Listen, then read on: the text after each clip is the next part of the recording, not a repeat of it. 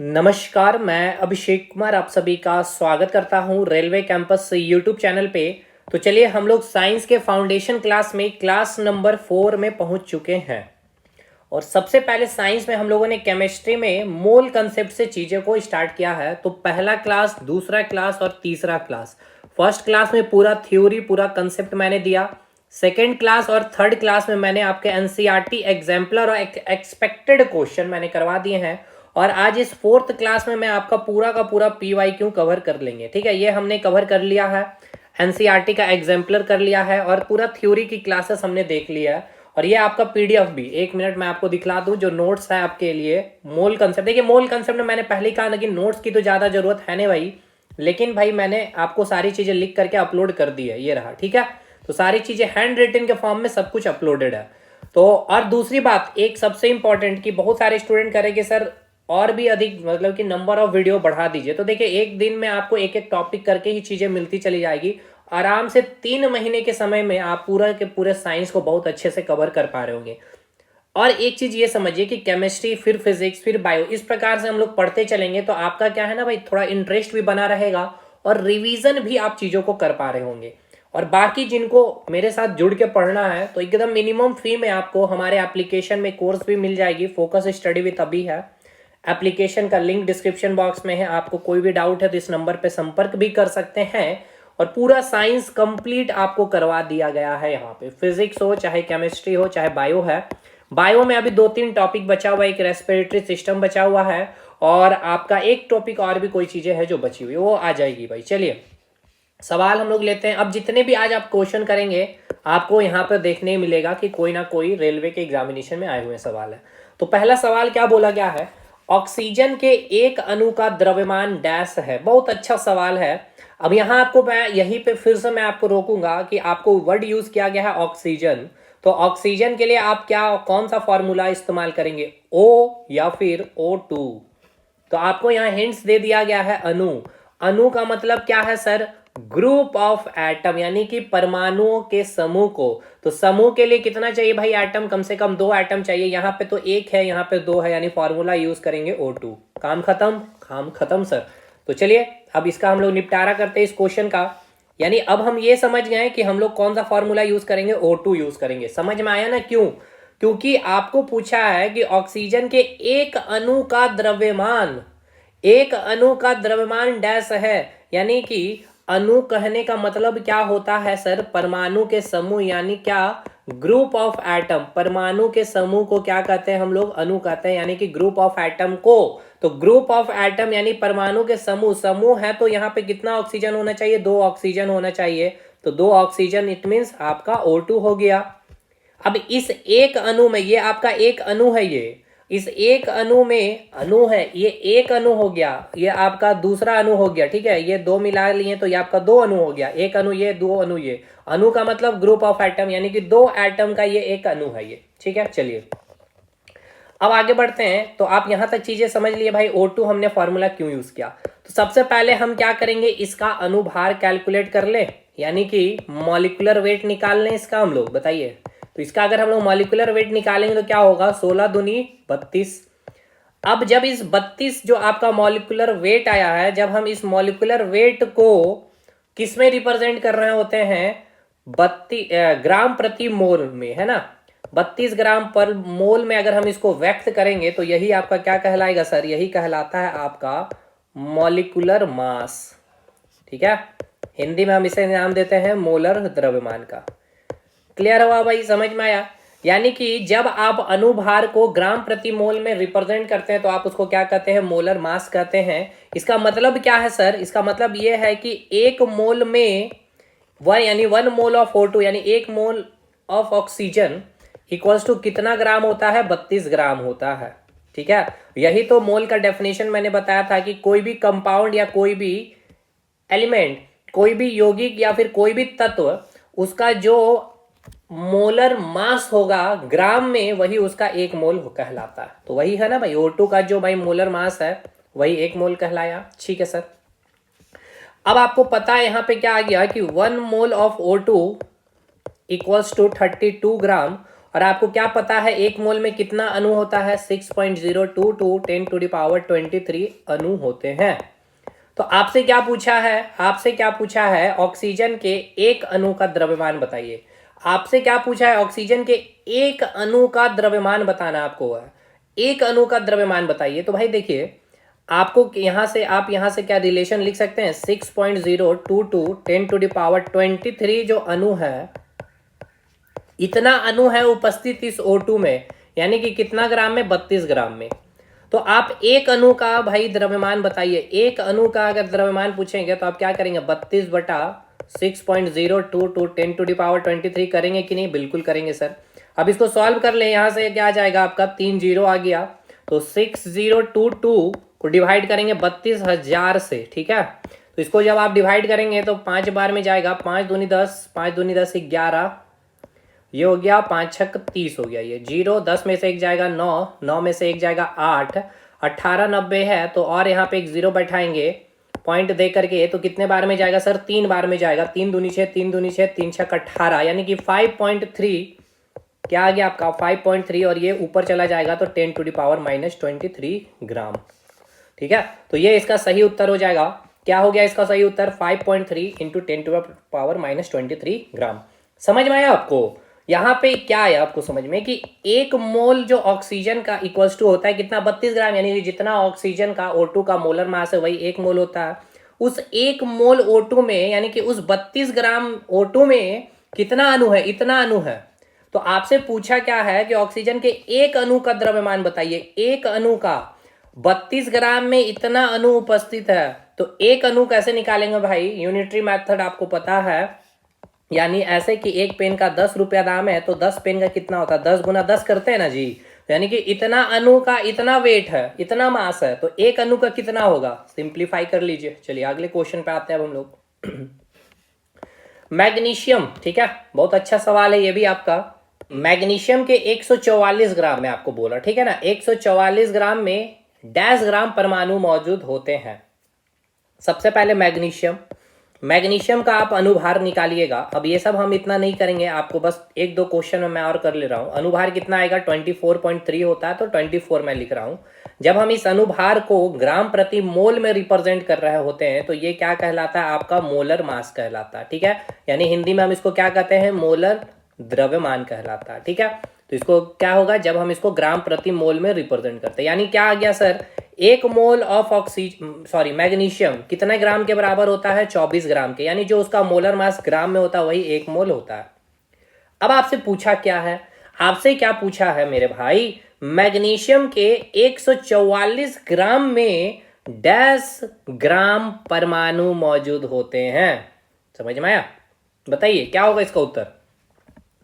यानी आपको बोला गया है, क्या दिया गया आपको कि मैग्नीशियम का आपको 144 ग्राम लेना है, और इस 144 ग्राम में, ठीक है, 144 ग्राम में कितना ग्राम परमाणु मौजूद होते हैं?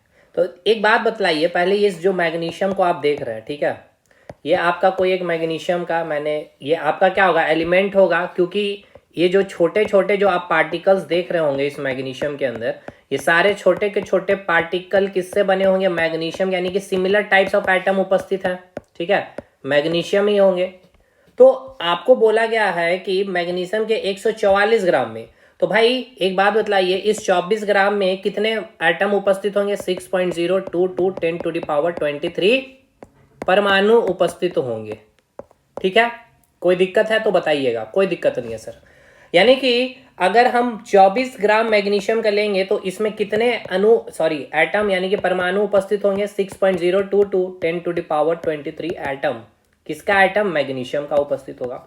लेकिन आपको बोला कितना गया है? 144 ग्राम मैग्नीशियम लेना है आपको, है ना, यही बोला गया ना भाई, 144 ग्राम। तो भाई एक बात बतलाइए, 144 ग्राम कितना गुना होगा 24 का? क्या ये 24 का हो भी रहा है? 7 चौके 28, 6 चौके 24, है ना, 6 गुना हो गया ये आपका। 6 चौके 24 का 4, हाथ में बचा 2, 6 दूनी 12, 2 14 ग्राम, ठीक है भाई। चलिए, यानी सर ये हमें पता है कि 24 ग्राम में कितना अणु है? बताइए। 24 ग्राम में 6.022 इंटू 10⁻23 परमाणु है ना मेरे भाई। और इस 6.02 टू 10⁻23 इक्वल्स टू आप 1 मोल लिख सकते हैं कि नहीं, ये बताइए। बिल्कुल लिख सकते हैं सर। अब बोला है क्या कि 144 ग्राम में डैश ग्राम परमाणु मौजूद है। ठीक है, 144 ग्राम में आपसे पूछा, तो इसका 144 ग्राम हम लिख दे रहे हैं, यानी कि कितना गुना किया आपने, 6 गुना कर दिए हैं। तो भाई इसको भी आप 6 गुना से मल्टीप्लाई कर दीजिए। 6 दूनी 12, 6 दूनी 12 है 13, 6 छक्के 36 इंटू 10⁻23 इतना आपके अंदर आ गया। यानी इस मैग्नीशियम 144 ग्राम मैग्नीशियम में इतना अब अणु आ जाएगा, और इसमें भी आप 6 से मल्टीप्लाई कर दीजिए, कितना मोल हो गया, 6 मोल हो गया। ठीक है, तो भाई आंसर क्या हो जाएगा, 6 मोल। यार अब आप समझ रहे होंगे, सोच रहे होंगे कि सर यहाँ मोल वगैरह नहीं, तो भाई देखिए जो क्वेश्चन आयोग ने बनाया है ना, सही तरीके से नहीं यहाँ पे लिखे उन्होंने। तो ये पूछना ये चाह रहे थे कि मैग्नीशियम के 144 ग्राम में कितने मोल उपस्थित होंगे, या फिर यहाँ पे ये पूछने चाह रहे हैं कि कितना परमाणु मौजूद होगा। तो कितना परमाणु पूछता तो आप ये आपका ऑप्शन दिया हुआ रहता। ठीक है, इसलिए मैंने दोनों लिया कि आप वहां पे ऑप्शन में शायद जो भी मिल जाए आपको। चलिए आगे बढ़ते हैं। ये क्वेश्चन तो हमने शायद कर लिया था, है ना। ऑक्सीजन का 1 ग्राम आणविक द्रव्यमान 32 ग्राम है। ठीक है मेरे भाई, इंग्लिश वाले भाई समझ रहे हैं, ये आपको दे दिया गया है आणविक यानी अणु का, यानी कि मॉलिक्यूल मास दे दिया, यानी मोलर मास दे दिया ऑक्सीजन का। ऑक्सीजन का क्या दे दिया आपका, मॉलिक्यूल मास दे दिया गया। O2 मैंने क्यों लिया भाई, यहां देखिए आणविक यानी अणु है, यानी मॉलिक्यूलर मास कितना दे दिया गया है, 32 ग्राम दे दिया गया। यानी 32 ग्राम 1 मोल हो गया आपका, है ना। यानी 1 मोल में 32 ग्राम आपको दे दिया गया है मॉलिक्यूलर मास, और आपको दिया गया घनत्व यानी कि डेंसिटी आपको दे दी गई है 1.429 ग्राम पर क्यूबिक सेंटीमीटर। अच्छा, अब इंग्लिश वाले अगर इसमें नहीं लिखा तो प्रीवियस ईयर के किताब तो आपके पास होंगे, इंग्लिश वाले आप इंग्लिश में ही खरीदे होंगे तो आपके पास होंगे, तो आप वहां से भी देख सकते हैं। बाकी मैं बता रहा हूँ, घनत्व आपको डेंसिटी दिया है, और बोला है कि ऑक्सीजन का ग्राम आणविक आयतन निकालिए, यानी फाइंड आउट वॉल्यूम निकालना है। तो आपको पता है डेंसिटी इक्वल्स टू होता है मास अपन वॉल्यूम, यहां से आप वॉल्यूम नहीं निकाल लेंगे, volume equals to mass upon density. तो मास कितना हो गया, 32 ग्राम हो गया, डेंसिटी कितना हो गया, 1.429 हो गया। इसको सॉल्व कर लीजिएगा, आंसर आपका आ जाएगा। ठीक है, इसको सॉल्व करिएगा तो क्या आंसर आएगा, वॉल्यूम क्या आएगा बताइएगा थोड़ा। इसको अगर हम लोग सॉल्व करते हैं, ठीक है, देखते हैं आंसर आता है, यानी 3 जीरो यहाँ बैठा दे रहे हैं, यानी कि 1429 को हम लोग डिवाइड कर रहे हैं 32,000 से। ठीक है, तो 1429 से 2 नंबर 18, 2 दूनी 4, 1 5, 2 चौके 8, 2 बार में चले जाएगा। 2 नंबर 18 भाई, 2 दूनी 4, 1 5, 2 चौके 8, 2 एकम 2। ठीक है, तो कितना आएगा, 10 में से 8 जाएगा 2, 9 में से 5 जाएगा 4, और ये कितना हो गया, 1 था, 11 में से 8 जाएगा तो 3, यहाँ से 1 बच गया 0। 14 तिया 14 दूनी 28, 14 तिया 42 नहीं जाएगा, 2 बार में ही जाएगा, तो ये आ गया 22.4 लीटर, है ना। ऑप्शन आ रहा ना भाई, देखिएगा इसको सॉल्व करिए तो कितना आ जाएगा, 2 बार में जाएगा, 2 नंबर 18, 2 दूनी 4, 1 5, 2 चौके 8, 2 एकम 2, 10 में से 8 जाएगा 2, 11 में से 5 जाएगा 6, 13 में से 8 जाएगा तो 8 5 13, पॉइंट देके 0। अब चला जाएगा 4 बार में, 14 चौके 56, है ना। 4 नंबर 36 का हाथ में बचा 3, 4 बार में नहीं जाएगा, 3 बार में जाएगा, तो 4 दूनी 8, 3 11, 4 चौके 16, 17 का 7, हाथ में 4 1 4 1 5। ठीक है भाई, 22.4 लीटर, ये 3 बार में जाएगा, उधर आपका 5 से ज़्यादा आएगा तो फिर उसको आप इंक्रीज कर लेंगे एक वैल्यू। चलिए सिग्निफिकेंट वैल्यू ले लेते हैं हम लोग, तो इसको सॉल्व कर लेना है भाई, आपका कैलकुलेशन 22.4 लीटर है। अगले सवाल पे आते हैं हम लोग, निम्नलिखित में से किसका द्रव्यमान सबसे अधिक होगा। बहुत अच्छा सवाल, ग्रुप डी का क्वेश्चन है भाई, बताइए। ये सब मैंने करवा दिए हैं आपको। क्वेश्चन है क्या कि आपको 4 ऑप्शन दिए हैं, और मैंने आपको तरीका बताया था कि आपको बोला गया है कि in the given question find out which having highest mass, है ना, विन इन विच, यानी कि ये जो 4 ऑप्शन आपके पास है, इंग्लिश वाले भाई आपको फाइंड आउट करना है विच हैविंग हाईएस्ट मास। ठीक है, हाईएस्ट मास, तो मास किसका सबसे अधिक होगा, द्रव्यमान सबसे अधिक किसका होगा। तो आपको मैंने बताया था जो नंबर ऑफ मोल्स हम लोग निकालते हैं, इसका फॉर्मूला मैंने आपको बताया था, गिवन वेट यानी दिया हुआ भार। ठीक है, दिया हुआ भार अपन क्या होता है, मॉलिक्यूलर मास। ठीक है, यानी मोलर द्रव्यमान के बराबर होता है, यानी एन जो होता है डायरेक्टली प्रोपोर्शनल टू भार होता है, और इनवर्सली प्रोपोर्शनल जो उसका मोलर मास होता है। ठीक है, और इसका मैंने दोनों क्वेश्चन करवाए हैं, दोनों को कांस्टेंट कराया। फिर तीसरा क्वेश्चन था, मैंने तीसरे टाइप में दोनों को कांस्टेंट नहीं रखा था। अब यहाँ पहले आते देखते हैं यहाँ पे क्या है। कार्बन के 1022 परमाणु का, ठीक है, कार्बन है यानी कि सी यूज करेंगे, यहाँ परमाणु है इसलिए सी, ना कि C2 यूज करिएगा, ठीक। कार्बन के 1000 परमाणु में या फिर CO2 के 1022 अणु में, यहाँ अणु क्यों लिखा है क्योंकि 2 एटम्स है, ठीक। 1 ग्राम लोहा में यानी कि आयरन हो गया ये आपका, और NH3 के 0.1 मोल में। वाह शाबाश, शानदार क्वेश्चन है भाई। कैलकुलेशन करिए, मैंने आपको बताया था यहाँ पे सिंपल सी बात है, नंबर ऑफ मोल्स जिसका ज़्यादा है भार भी उसका ही ज़्यादा होगा, ठीक है। यानी भार कहने का मतलब क्या है, वेट इक्वल्स टू mg होता है, g कांस्टेंट है तो उसका मास ज़्यादा होगा, जिसका भार ज़्यादा उसका मास, क्योंकि g तो कांस्टेंट है, तो नंबर ऑफ मोल्स जिसका ज़्यादा है तो भार भी उसका ज़्यादा होगा, अगर नंबर ऑफ मोल्स कम है तो भार भी उसका कम होगा, है ना। याद आ रहा है ना ये कंसेप्ट। चलिए तो इसको हम लोग बना लेते एक एक करके, चारों को हम लोग बना लेते चारों ऑप्शन में, ठीक है। देखिए क्या दिया, पहले दिया गया आपको कार्बन, ऑप्शन ए में सॉल्व कर रहा हूँ एकदम डिटेल में समझा करके। ऑप्शन क्या दिया हुआ है आपको, और ए में आपको कार्बन दिया हुआ है ना। तो कार्बन का जो आपका मोलर मास होता है, सॉरी अनुभार जो होता है वो कितना होता है, 14 होता है, और मॉलिक्यूलर मास मैं लिख रहा हूँ 14 ग्राम पर मोल होता है ना। यानी कि 1 मोल में कितना हो गया ग्राम, 14 ग्राम हो गया। और इसमें कितना अणु होंगे, एटम कितना होगा, 6.022 10⁻23 परमाणु होंगे, ठीक है। इसका मतलब ये है कि 6.022 इंटू 10⁻23 जो एटम है, ठीक है, जो परमाणु है उसका मास कितना है, 14 ग्राम है। ध्यान रखिएगा मेरे भाई, कितना है, 14 ग्राम है।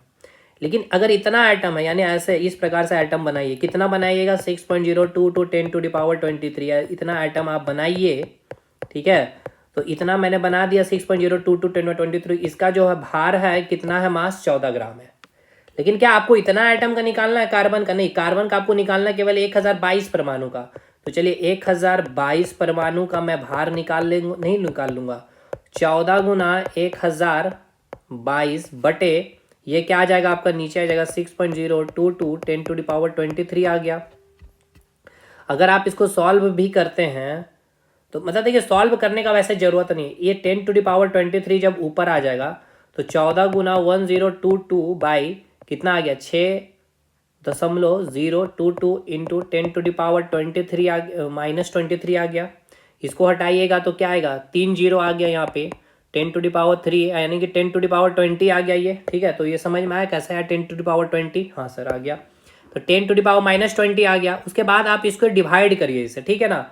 मैं थोड़ा सा सिंप्लीफाई कर लूँ, 2 7 14, 2 3 6, 0 1 1, ठीक है। अब जाएगा 7 चौके 28, 2 21 नहीं जाएगा। चलिए इसको पहले हम थोड़ा सा और कैलकुलेशन करके आपको नंबर में दिखाएंगे तो समझ में ज़्यादा अच्छा जाएगा। 7 दूनी 14, 7 दूनी 14, 1 15 का 5 और 7 एकम 7, ये हो गया आपका 3011, ठीक है। इसको मान ले रहे हैं 3000 और इसको मान ले रहे हैं हम लोग कितना, 3 में कितना जाएगा भाई, 6 नहीं जाएगा ना, ठीक है कोई नहीं। इसको हम लोग इसको अप्रॉक्स वैल्यू ले रहे हैं, ऊपर में हम लोग 7000 ले रहे हैं और नीचे में हम लोग 3000 ले रहे हैं, ठीक है। 3 जीरो से ये कट जाएगा तो इसका वैल्यू कितना आएगा, 3 दूनी 6 और एक आया 2.3 इंटू 10⁻⁻20, ठीक है। इसको एक और हटाइए, ये इधर चला जाएगा तो 10⁻23 इंटू 10⁻⁻19।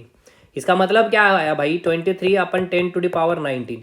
इसका मतलब क्या आया, अब ऐसा देखिए 23 का पावर 1 2 3 4 5 6 7 8 9 10 11 12 13 14 15 16 17 18 19, इससे डिवाइड आपको देना। तो इसको डिवाइड दिया क्या आएगा, 0.1 2 3 4 5 6 7 8 9 10 11 12 13 14 15 16 17 18 19, इतना ग्राम आया। समझ में आया। इसका मतलब ये कि अगर अगर इतना एटम है जो कार्बन में होता है तो उसका मास कितना होता है, मॉलिक्यूलर मास 14 ग्राम होता है। लेकिन एग्जाम में हमको निकालना था 1022 एटम का ही, तो 1022 का कितना ग्राम आया भाई देख लीजिए, 0.0000000000023 ग्राम, यानी ये अप्रॉक्स क्या आ गया भाई, 0 ग्राम के बराबर ही आ गया। इसको क्या पढ़ेंगे, 0 ग्राम ही बोलेंगे। समझ में आ गया इसका कितना कम हो गया मास। चलिए अभी हम लोग स्पेस ले लें, चलिए सर ले लीजिए, बिल्कुल स्पेस बनता भी आपका स्पेस लेना। चलिए हम लोग यहाँ पे अब आगे बढ़ते हैं। अब हम लोग आगे, 1 मिनट मेरे भाई, चलिए तो यानी पहला ऑप्शन तो भाई अब समझ में आ गया कि 10⁻0 भाई इसका मास आ गया, ठीक है। चलिए ऑप्शन ए अब हम लोग हटाएंगे। अब हम लोग आते हैं ऑप्शन नंबर बी पे, तो देखते हैं बी क्या बोल रहा है, इसको भी हम लोग जांच पड़ताल कर लेते हैं। ऑप्शन बी में दिया गया है कार्बन डाइऑक्साइड CO2।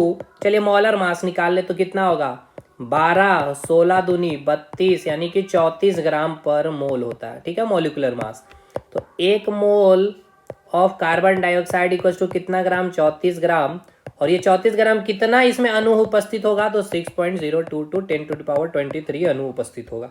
ठीक है, लेकिन कितना अणु आपको निकालना, 1022 का, यानी कि 6.022 10⁻23 अणु का कितना मास है, द्रव्यमान है, 34 ग्राम है। और भाई फिर से वही निकालना आपको 1022 अणु का। तो यहाँ से फिर से आप निकाल लीजिएगा 34 इंटू 1022, 6.022 10⁻23। तो ये भी टेंड्स टू क्या आया, 0 ग्राम ही आएगा। सॉल्व कर लीजिएगा। यानी आपको समझ में आ गया कि ऑप्शन ए और ऑप्शन बी तो भाई सबसे अधिक पूछा है आपसे क्वेश्चन में। पढ़िए एक बार फिर से, सबसे अधिक द्रव्यमान आपसे पूछा है। तो ऑप्शन ए और ऑप्शन बी तो नहीं होगा। अब ऑप्शन सी का नंबर है 1 ग्राम लोहा बोला गया। लोहा बोले तो आयरन। आयरन का मोलर मास कितना होता है, 55 होता है भाई। कितना होता है, 55 दशमलव समथिंग होता है ना। चलिए 55 ग्राम लेंगे हम लोग, 55 ग्राम पर मोल होगा। ठीक, यानी कि 1 मोल में कितना ग्राम हो गया, 55 ग्राम आ गया। ठीक है, 1 मोल में 55 ग्राम आया, यानी कि 55 ग्राम बराबर आप 1 मोल लिखेंगे। आपको कितना ग्राम लोहा लेना है, यानी कि 55 ग्राम अगर लोहा लेते हैं तो 1 मोल के बराबर आता है, लेकिन आपको लेना है 1 ग्राम लोहा। तो 1 ग्राम अगर आप लोहा लीजिएगा तो कितना मोल आएगा, 1/55 मोल आया। ठीक है, 1/55 मोल आ गया। ठीक है, यानी अगर आप नंबर ऑफ मोल्स यहाँ से निकाल लिए हैं और यहाँ आपका आ गया गिवन वेट अपन क्या होता है, मोलर मास। तो गिवन नंबर ऑफ मोल कितना आपका आया, 155 है, 1/5। वेट आपको निकालना है, मॉलिक्यूलर मास कितना होता है, 55 होता है। तो यहाँ से कट गया, यानी वेट कितना आया भाई, यानी 1 ग्राम वेट आया। ठीक है, कितना आया, 1 ग्राम। इसका आया है अभी 1 ग्राम।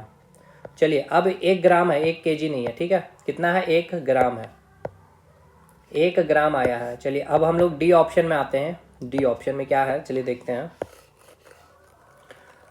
चलिए डी ऑप्शन में यानी कि वेट कितना आ गया इसमें हम लोगों का। देखिए ऐसा तो गिवन वेट हम लोग, अच्छा यार गिवन वेट नहीं, इसको हटाइए, गलती हुआ कहीं पे।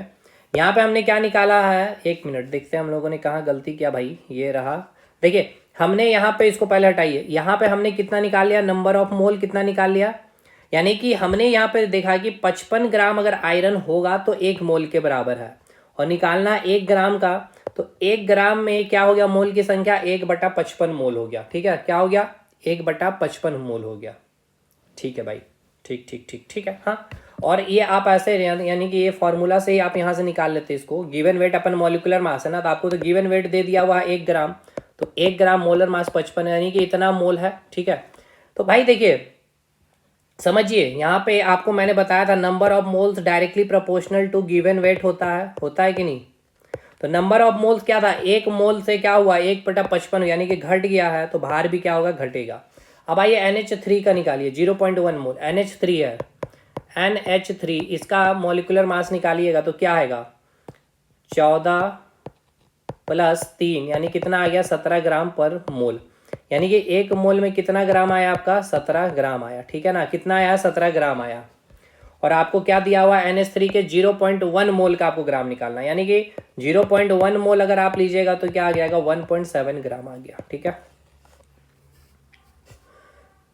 कितना आया आपका, 1.7 ग्राम आया। ठीक है, और यहाँ पे अगर आप देखेंगे तो भाई यहाँ पे 1 ग्राम लोहा, अच्छा यहाँ पे तो मास आपको दे दिया था भाई, माफ करिएगा। यहाँ पूछा निम्नलिखित किसके द्रव्यमान सबसे अधिक होंगे, तो 1 ग्राम लोहा दिया हुआ है, 1 ग्राम लोहा दिया हुआ ना, इतना कैलकुलेशन करने की जरूरत नहीं है। यहाँ पे 1 ग्राम लोहा दे दिया गया आपको। ठीक, और यहाँ पे आपका NH3 का कितना ग्राम आ रहा है, 1.7 ग्राम। तो सबसे अधिक क्या आ गया, NH3 आया कि नहीं आया, बताइए, समझ में आया कि नहीं भाई। तो option D is the right answer. तो ज़्यादा टिपिकल क्वेश्चन नहीं है ये सब, तो मैंने इतना कैलकुलेशन करके दिखाया आपको, वो फटाफट कर लेंगे आपका जब प्रैक्टिस रहेगा तब, बिना प्रैक्टिस नहीं होगा ये सब। कार्बन का परमाणु द्रव्यमान 12 है। ठीक है, कार्बन का परमाणु द्रव्यमान 12 है। कार्बन के 24 ग्राम में अणुओं की संख्या क्या होगी, इजी क्वेश्चन है। कार्बन के परमाणु में जो मोलर मास आपको दिया गया है 12 ग्राम पर मोल दिया हुआ। ठीक है, यानी आपको दिया हुआ है 1 मोल बराबर 12 ग्राम इक्वल्स टू कितना अणु होगा, हमें बताइएगा, 6.022 10⁻23 अणु होगा, है ना। सिंपल सी बात है, इतना ही होता है सर। तो आपको बोला कितना गया है, 24 ग्राम में निकालिए। तो 24 ग्राम कैसे होगा, 2 से मल्टीप्लाई करिएगा तो 24 ग्राम बन जाएगा सर।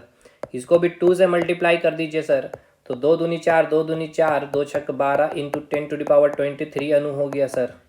और इसको भी 2 से मल्टीप्लाई कर दीजिए तो कितना हो गया, 2 मोल हो गया। ये ऑप्शन में है, नहीं है, ये ऑप्शन में है 2 मोल, टिक करके आ जाएंगे। चलिए, SO2 के 0.6 अणु में सल्फर के कितने परमाणु मौजूद है? ठीक है, देखिए SO2, तो पहले इसका मोलर मास निकाल लेते हैं 32, और इधर भी 32 हो गया, तो कितना हो गया, 64 ग्राम प्रति मोल हो गया। ठीक है, 64 ग्राम प्रति मोल हो गया। यानी कि आपको निकालना क्या था, देख लीजिए एक बार। SO2 के 0.6 अणु में, 0.6 अणु में, ठीक है, तो पहले निकाल लेते कि 64 ग्राम प्रति मोल का मतलब क्या होता है सर, एक मोल बराबर होता है 64 ग्राम, और इसमें कितने अणु होंगे सल्फर और ऑक्सीजन के, 6.022 10⁻23 अणु होंगे। ठीक है, यानी ये सर कि 6.022 10⁻23 अणु में कितने आपके एटम उपस्थित है,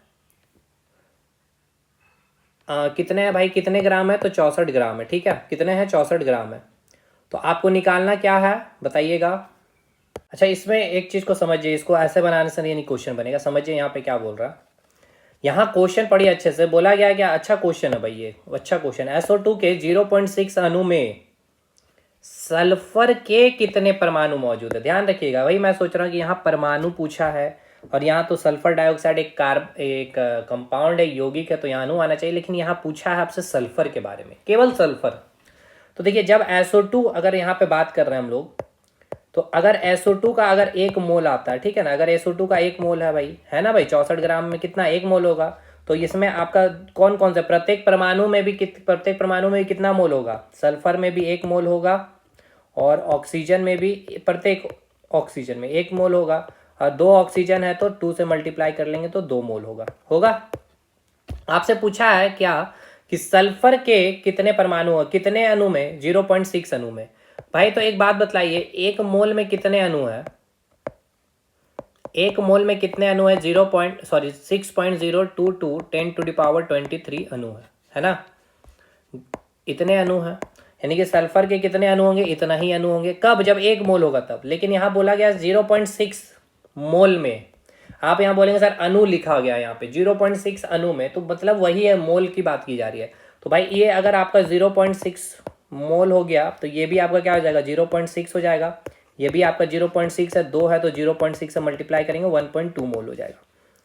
तो भाई 0.6 अगर आपसे पूछा जा रहा, तो यहाँ पे क्या करेंगे, 1 मोल में इतना है, तो 0.6 में कितना होगा, 0.6 इंटू 6.022 10⁻23 मल्टीप्लाई कर देंगे। बताइए, करेंगे भाई, 10 हो गया, 2 तिया 6, 2 पचे 10। ठीक है, और इसको सॉल्व कर लेते हैं एक बार, और क्या आया आपका वैल्यू, 3/5 इंटू 6.022 10⁻23 है। ठीक है, तो इसको सॉल्व करिए, 3 दूनी 6, 3 दूनी 6, 3 छक 18/5 है। ठीक है, तो 5 तिया 15, 15 3 18, 5 छक 30, 5 एकम 5 16, 5 3.613, कहाँ देखिए 3.613 10⁻23, ये option D is the right answer.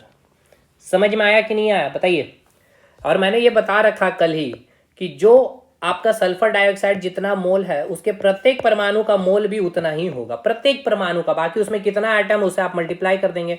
अब 0.6 मोल अगर सल्फर डाइऑक्साइड का है, तो सल्फर का भी अगर एक एटम का कितना मोल होगा, 0.6 होगा। ऑक्सीजन का भी एक एटम का, ऑक्सीजन के एक एटम का भी 0.6 होगा। अब जितना एटम, उसको 2 से मल्टीप्लाई कर देंगे। चलिए आगे बढ़िए, अगला क्वेश्चन क्या है देखते हैं हम लोग। अच्छा क्वेश्चन है भाई ये सब, ठीक है। PbO plus HCl equals to PbCl2 plus H2O, ये समीकरण दिया गया है। उक्त समीकरण के संतुलन हेतु HCl के डैश मोल्स की आवश्यकता होती है। चलिए पहले इसको इक्वेशन को लिखते हैं, ठीक है। पहले देख ले रहा बैलेंस है या नहीं भाई। इक्वेशन PbO प्लस HCl, और ये हो गया PbCl2 प्लस H2O, ठीक है। इधर एक Pb है, यहाँ पे भी एक Pb, तो ये बैलेंस है। यहाँ ऑक्सीजन एक है, यहाँ भी ऑक्सीजन एक है। यहाँ पे हाइड्रोजन एक है, यहाँ पे 2 हाइड्रोजन है। यहाँ पे Cl एक है, यहाँ पे 2 Cl है। यानी कि अगर हम यहाँ पे 2 लगा दे तो काम बन जाएगा, बिल्कुल। चलिए काम हो गया आपका 2 Cl। आप देखिए सारा कुछ बैलेंस हो गया। 2 हाइड्रोजन यहाँ पे भी हो गया आपका, 2 हाइड्रोजन यहाँ भी हो गया, 2 Cl यहाँ भी हो गया, यहाँ भी Cl हो गया। तो पूछा क्या HCl के कितने मोल है भाई, यहाँ कितने मोल है, 2 मोल है। बस बैलेंस करना है इक्वेशन को आपको। ऑक्सीजन के 0.3 मोल का द्रव्यमान क्या है, ठीक है। ऑक्सीजन के 0.3 मोल का द्रव्यमान क्या, इजी क्वेश्चन है। ऑक्सीजन है, अब यहाँ पे आप नहीं समझ पाइएगा कि O लेंगे या O2 लेंगे, तो दोनों लेके बनाना होगा। पहले हम O2 ले रहे हैं। O2 का मोलर मास कितना होता है भाई, 32 ग्राम प्रति मोल होता है, ठीक है, प्रति मोल होता है। यानी कि 1 मोल में कितना ग्राम है, 32 ग्राम है सर। निकालना कितना मोल में है, 0.3 मोल में निकालना है। तो 32 इंटू 0.3 कर देंगे भाई, तो आंसर आया 3 दूनी 6, 3 तिया 9, 9.6, ठीक है, 9.6 ग्राम। ऐसा ऑप्शन में भी आ गया आपका, तो यही होगा। बाकी अगर O लेकर के बनाते तो क्या होता, देखिए 16 ग्राम पर मोल होता। तो 1 मोल में कितना ग्राम आया सर, 16 ग्राम आया। 0.3 मोल में कितना आता, 4.8। कहीं है, नहीं है भाई। चलिए, तो ये हो गया आपका ऑप्शन बी सही उत्तर। चलिए आगे बढ़े। देखिए हमने बहुत अच्छे अच्छे क्वेश्चन कर लिए, तो अब ये सब क्वेश्चन में हम ज़्यादा आपको एक्सप्लेनेशन नहीं करेंगे, ठीक है ना, क्योंकि ऑलरेडी कर रखा हमने। 90 ग्राम पानी में मौजूद मोल की संख्या क्या है, तो इजी क्वेश्चन ये सब। गिवन वेट है, पानी है, पानी का 18 डिवाइड 90, 5 आंसर हो गया। तो ये सब ऐसा ही चलेगा एग्जामिनेशन, जब प्रैक्टिस हो जाएगा। मोल की संख्या निकालनी है, तो वेट आपको दिया हुआ है 90, मोलर मास वाटर का 18, ये सब आप खुद से बनाएंगे।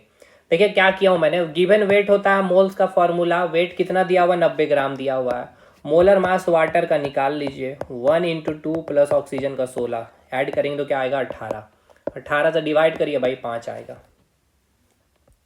कार्बन डाइऑक्साइड के 1 मोल में होते हैं, कार्बन डाइऑक्साइड के 1 मोल में होते हैं 22 ग्राम होते हैं, कार्बन नहीं 44 ग्राम होता है कार्बन डाइऑक्साइड के मोल में। 6.02 टू 10 टू द पावर 23। देखिए यहाँ पे अभी देखिए ये ऑप्शन होगा नहीं भाई, 22 ग्राम नहीं, यहाँ लिखा होता है कार्बन डाइऑक्साइड 44 ग्राम में 1 मोल होता है, ये बिल्कुल सही। देखिए अगर यहाँ पे 44 ग्राम होता तो ये भी ऑप्शन सही हो जाता। कैसे, समझिए। कार्बन डाइऑक्साइड का मोलर मास निकालिए, सॉरी अनुभार निकालिए पहले, तो क्या है 12, 16 दूनी 32 यानी 44, ठीक है। अब इसको आप क्या करते हैं, ग्राम प्रति मोल में व्यक्त कर देते हैं, तो इसका निकल जाता है मोलर मास 44 ग्राम प्रति मोल। यानी आप क्या लिखते हैं, 1 मोल बराबर 44 ग्राम हुआ ना, यानी 1 mole of CO2 equal to कितना ग्राम हुआ, 44 ग्राम हुआ। तो यहाँ बोला कि 1 मोल में कितने होते हैं कार्बन डाइऑक्साइड, 22 ग्राम दिया, तो ये होगा नहीं। 1 मोल में एक कार्बन डाइऑक्साइड 6.0 10/23 होता है, नहीं होता भाई। कार्बन डाइऑक्साइड में 6.02 टू 10/23, ये भी हो सकता है, ये भी हो सकता है, कार्बन ये भी हो सकता है। लेकिन अब आपको यहाँ ध्यान देना, यहाँ लिखा परमाणु, तो परमाणु है। CO2 में 1 कार्बन एटम होगा, यहाँ ऑक्सीजन के 2 एटम, तो डिफरेंट एटम आ गया ना, मतलब ग्रुप ऑफ एटम बन गया ना, तो भाई क्या होंगे। और ऐसे भी ये क्या हो गया, यौगिक हो गया, तो यौगिक के सूक्ष्म अणु क्या, सूक्ष्म क्या कहलाते हैं, कण को अणु कहते हैं, यानी ऑप्शन सी राइट आंसर होगा, ठीक है। चलिए 16 ग्राम ऑक्सीजन में ऑक्सीजन के डैश परमाणु होते हैं, तो देखिए यहाँ लिख दिया परमाणु, तो अब ऑक्सीजन का फॉर्मूला फिक्स हो गया, O लेंगे, तो डैश परमाणु, यानी इसका आंसर तो आप ऐसे भी लिख रहे होंगे यार, 6.02 टू 10 टू द पावर 23, कहाँ 6 ऑप्शन सी। कैसे, तो देखिए O लेंगे तो O का मोलर मास कितना होता है, मोलर मास होता है 16 ग्राम, ठीक। गिवन वेट है 16 ग्राम, तो नंबर ऑफ मोल्स क्या निकालिएगा, 16/16, 1 आया नंबर ऑफ मोल्स। 1 मोल में कितने अणु होते हैं, 6.02 टू 10/23। अब ये सब क्वेश्चन भाई पेन मत चलवाइए, ठीक है ना, आप चलाइए ना हमसे चलवाइए। या देखते हुए कि ऑक्सीजन के 1 मोल परमाणु का वजन 16 ग्राम है, ठीक है। ऑक्सीजन के 1 मोल परमाणु का 16 ग्राम है, तो ओजोन का अनुभार क्या है, तो भाई ओजोन का भाई सिंपल सी बात है, O3 होता है, तो 16 तिया क्या हो जाएगा, 48 ग्राम प्रति मोल हो जाएगा। चलिए रसायनक के लिए गणना की इकाई क्या है, मोल है। अब ये सब क्वेश्चन में एनर्जी लगाने की जरूरत नहीं है। एल्यूमिनियम का परमाणु द्रव्यमान 27 है, ठीक है। एल्यूमिनियम के 54 ग्राम में मौजूद अणुओं की संख्या क्या होगी, यानी मोल की संख्या, अणुओं की संख्या मतलब यहाँ मोल की संख्या पूछा, तो N इक्वल्स टू क्या है, गिवन वेट 54, मोलर मास दिया है 27, 27 दूनी 54, ठीक है। चलिए अगला क्वेश्चन, मोल की सही परिभाषा निम्न में से कौन सी है, या पदार्थ के ठीक ग्राम परमाणु द्रव्यमान के बराबर होता है, ठीक है। इसमें दिए हुए पदार्थ के 6.022, इतनी तो गलत हो गया, या पदार्थ के ग्राम आणविक भार के बराबर होता है, ग्राम में, ये भी सही है। इसमें दिए पदार्थ के 6.02 टू 23 अणु होते हैं, ठीक है, यानी कि ACD, ठीक है, ACED is the right answer. बताइए समझ में आया जी कि नहीं आया? ये सब भाई हमने बड़े अच्छे से समझाया आपको, option A is the right answer होगा। ठीक, चलिए अब क्या ही समझाया, अगर आपने नहीं समझा तो इतने क्लास में तो आज क्या ही समझ लेंगे आप। N2 गैस के 0.5 मोल के द्रव्यमान की गणना करें। भाई सिंपल सा क्वेश्चन है, N2 बोल दिया गया यानी कि 14 दूनी 28 हो गया मोलर मास। इस मोलर मास इक्वल्स टू 1 मोल, बोला गया है 0.5 मोल, इसका आधा कर दिया तो इसका भी आधा करेंगे तो 14 ग्राम होगा नहीं। तो एग्जाम में ये पेन चलना चाहिए आपका, ठीक है, विदाउट यूजिंग पेन कॉपी ये होता है आपका। किसी भी पदार्थ के 1 मोल में मौजूद कणों की संख्या क्या है? किसी भी पदार्थ के 1 मोल में मौजूद कणों की संख्या क्या है? भाई 1 मोल में कितने मौजूद होते हैं किसी पदार्थ? 6.02 टू 10⁻23। सिंपल सा क्वेश्चन है। किसी पदार्थ के 1 मोल में मौजूद परमाणुओं या अणुओं या आयनों की संख्या को क्या कहा जाता है? भाई बताइए, एवोगैड्रो संख्या कहा जाता है। किसी पदार्थ के 1 मोल में, ठीक है, मौजूद जो नंबर है 6.02 टू 10⁻23 क्या लिखते हैं? परमाणु, यहाँ लिखा है परमाणु, या लिखते हैं आप अणु तो यहाँ लिखा है अणु, या यहाँ लिखते हैं आप आयन, यहाँ लिखा है आयन की जो संख्या है, ये जो संख्या है इसको आप क्या कहते हैं? एवोगैड्रो नंबर कहते हैं, ठीक है। चलिए भाई साहब आगे चलें। 90 ग्राम पानी में मौजूद मोलों की संख्या 18×90 5 मोल। एसिटिक एसिड के 1 मोल में ऑक्सीजन के परमाणु मौजूद होते हैं। तो भाई ये तो अलग लेवल का क्वेश्चन पूछ लिया वैसे तो, CH3COOH, ठीक है। इसमें क्या बोला आपको? एसिटिक एसिड के 1 मोल में ऑक्सीजन का परमाणु, तो ये आपका 1 मोल है, ठीक है, ध्यान से समझिए। जी क्वेश्चन है भाई, बहुत इजी क्वेश्चन है, कंसेप्चुअली क्वेश्चन ये सब बनेगा। देखिए बोला गया है आपका जो एसिटिक एसिड है CH3COOH, फॉर्मूला पहले पता होना चाहिए, करवा दिया मैंने तो ऑर्गेनिक केमिस्ट्री में। तो 1 मोल में एसिटिक एसिड का कितना मोल है? 1 मोल दिया हुआ, तो आपको मैंने बताया है, तो इसका प्रत्येक एटम, ठीक है, जैसे ये कार्बन, ये हो गया आपका हाइड्रोजन, ये फिर से आ गया आपका कार्बन, ये आपका आ गया ऑक्सीजन, ये हो गया, ये हाइड्रोजन ही है, और यहाँ पे तो इस कार्बन को हटा लीजिए पहले, ठीक है, कार्बन को तो मैंने ले लिया है। चलिए, तो आपको मैंने क्या बताया था कि जितना मोल होगा कंपाउंड का, तो वो कंपाउंड में उपस्थित जितने भी एटम होंगे, सारे एटम के मोल की संख्या क्या होगी? उतनी ही होगी, 1 मोल। अब कार्बन की संख्या कितनी है भाई? 1 है, कार्बन की संख्या 2 है, तो भाई इसमें 2 मोल हो जाएगा, 2 से मल्टी। हाइड्रोजन कितना है? 4 है, तो भाई 1 हाइड्रोजन का 1 मोल, 4 हाइड्रोजन का 4 मोल। अब ऑक्सीजन का कितना होगा? 1 मोल। पूछा क्या है? 1 मोल में ऑक्सीजन किस परमाणु मौजूद होंगे? भाई 1 मोल में ऑक्सीजन के कितने परमाणु मौजूद होंगे? तो 2 मोल होंगे, और ऐसे भी कितने परमाणु है? 2 परमाणु है ना, तो 2 आंसर हो जाएगा इसका। चलिए, सोडियम के 69 ग्राम में सोडियम के 3 मोल होते हैं, ठीक है। सोडियम का पहले परमाणु द्रव्यमान क्या होता है पहले बताइए? 23 होता है, यानी कि 23 ग्राम इक्वल्स टू क्या होगा आपका? 1 मोल होगा, ठीक है भाई, ठीक है सर। बोला है कि सोडियम के 69 ग्राम में, तो इसको 3 से मल्टीप्लाई करेंगे तो 3 तियानो 3 दूनी 6, 69 ग्राम में यहाँ पे 3 से मल्टीप्लाई आएगा तो क्या आ जाएगा? 3 मोल आ जाएगा। तो 69 3 मोल होते हैं यहाँ, बिल्कुल सही बात है। सोडियम का परमाणु द्रव्यमान क्या है? परमाणु द्रव्यमान क्या है भाई? 23 होगा, सिंपल सी बात है, 23 होगा ना भाई। परमाणु द्रव्यमान क्या होता है? जितना 1 मोल इक्वल टू परमाणु द्रव्यमान ही होता है उसका। चलिए, हीलियम के 64 ग्राम में कितने मोल मौजूद होंगे? तो इजी क्वेश्चन है, 4 होता है इसका एटॉमिक मास या मोलर मास बोल सकते हैं, तो मोल इक्वल्स टू गिवन वेट, और इसका मोलर मास होता है 4, तो 16 आ गया आंसर। चलिए आगे बढ़े। नाइट्रिक एसिड के 63 ग्राम मात्रा में कितने अणु मौजूद है? HNO3, ठीक है। हाइड्रोजन का 1, नाइट्रोजन का 14, ऑक्सीजन का 16 तिया 48, कितना आया देखिएगा?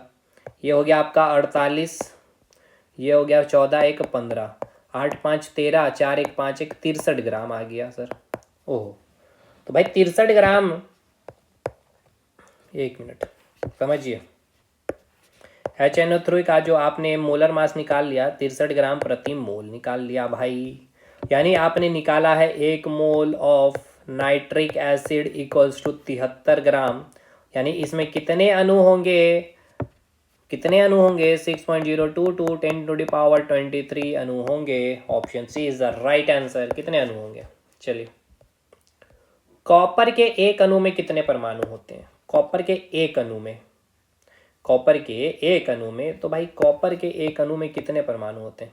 कितने परमाणु होते हैं कॉपर के एक अणु में? कितने परमाणु होते हैं? तो भाई कितने परमाणु होते हैं? 6.02 टू 10⁻23। एक मोल में तो इतना ही होता है ना। ये हो गया, option C is the right answer. मन नहीं कर रहा यार ये सब क्वेश्चन अब बनाने का। 25 ग्राम में सल्फ्यूरिक एसिड में कितने मोल होते हैं? तो सल्फ्यूरिक एसिड का निकालिए, H2SO4, 1/2 प्लस 16 प्लस ऑक्सीजन कितना, सॉरी सल्फर है ना यार, यहाँ पे 32 ग्राम होगा सल्फर। 32, 16 गुना 4 कितना आ गया? 64, 32 2 34 है ना, 98 ग्राम प्रति मोल। ठीक, तो एक मोल में कितना ग्राम आ गया? 98 ग्राम आ गया। तो भाई 98 ग्राम में एक मोल है, तो कितना बोला? 25 ग्राम में निकालना है। तो 1/98 इंटू 25, ठीक है। तो इसको अगर मान लेते हैं 100 अप्रॉक्स, 25 चौके 100, 1/4 0.25, तो 0.255 ये होगा ऑप्शन। बाकी तो सॉल्व कर लेते हैं ना। 25/98 आया, ठीक है, 25/98 आया। 98 को सॉल्व कर डिवाइड कर देंगे 25 से, 0 पॉइंट दे के 0 आ जाएगा। तो कितने बार में जाएगा? 100 2 बार में जाएगा। 2 8 16, 2 9 18, 1 19, 10 में से 6 जाएगा 4, 14 में से 9 जाएगा तो 5, फिर आ गया 0, 5 बार में जाएगा, 0.25, यही आ गया आंसर। देखिए अब नेक्स्ट क्वेश्चन वगैरह अब आप बना लीजिएगा खुद से, ज़्यादा क्वेश्चन अब बचा भी नहीं है भाई, ठीक है, क्योंकि ये सारे क्वेश्चन अब आप आराम से आप बना पाइएगा। सारा पूछा गया क्वेश्चन भी ऐसे, ठीक है। यहाँ तो ये सब हमने आपको करवा दिए थे, नीचे के क्वेश्चन भी। अब ये सब क्वेश्चन में क्या ही दम है? देखिए 4 हीलियम का कितना होता है? एटॉमिक मास 4 है, तो 4 से इसको डिवाइड करिए, 13 चौके 52, 13 मोल आ गया इसका आंसर। तो अब ये सब क्वेश्चन में दम नहीं है। देखिए 544 ग्राम ग्लूकोज है, तो ग्लूकोज में बस C6H12O6, इसका एटॉमिक मास निकाल लीजिए, जितना आएगा उससे मोल की संख्या आप निकाल लेंगे। 6 गुना 12 करेंगे, 12 गुना 1 करेंगे, 16 गुना 6, ये करके इससे डिवाइड कर दीजिएगा 540 को। तो ये आप कर लेंगे। बाकी आप नहीं भी करेंगे तो आप क्वेश्चन बना लेंगे खुद से, ठीक है। देखिए ये क्वेश्चन देखिए क्या बोल रहा है, पानी के एक मोल में कितने अणु मौजूद है? पानी के एक मोल में कितने हैं भाई? सिंपल सा क्वेश्चन है, 6.02 टू 10⁻23 अणु होते हैं। CH4 के 0.14, चलिए इसको बनाते हैं। CH4 बोला गया, तो C कार्बन का कितना हो गया? 12, ये हो गया 4, 16 ग्राम में एक मोल होता है, ठीक है। तो 0.1 मोल में पूछा, तो 0.1 यानी इसको 10 से डिवाइड कर दें, क्या आ जाएगा? 1.6 ग्राम। भैया दम नहीं है आप क्वेश्चन में, ठीक है ना, ये सब क्वेश्चन में दम नहीं है। तो चलिए ठीक है, आज का सेशन यह खत्म करते हैं। मोल कंसेप्ट हम लोग खत्म कर लिए, ठीक। और हमने बहुत क्वेश्चन आपके साथ लगाए भाई, कम से कम उधर 20 क्वेश्चन जो हमने एक्सपेक्टेड लगाए हैं, इधर लगाए हैं, क्लास में हमने चीज़ों को समझाया। तो मोल कंसेप्ट से आपको अब अलविदा कहा जाए। आप भी मोल कंसेप्ट को अलविदा कह दीजिएगा, केवल रिवीजन रखना है, जितने कंसेप्ट दिए अच्छे से करिएगा। तो इस प्रकार से हर चैप्टर को, अब हम लोग फिजिक्स का कोई चैप्टर उठाएंगे, उसी प्रकार से फिजिक्स के चैप्टर को भी उड़ाएंगे। मिलते हैं हम लोग अगले वीडियो में, तब तक के लिए धन्यवाद।